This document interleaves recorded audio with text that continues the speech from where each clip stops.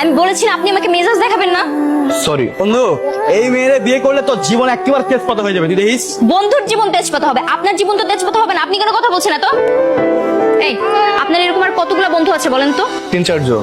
আজকের পর থেকে একজনের সাথে কথাবার্তা বলবেন না, সবার সাথে যোগাযোগ বন্ধ, মনে থাকবে?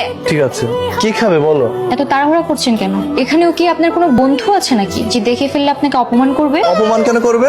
এই যে এক বাচ্চার মা, আবার ডিভোর্সি মেয়েকে বিয়ে করছেন, সেই জন্য। এমন করে কেন বলো?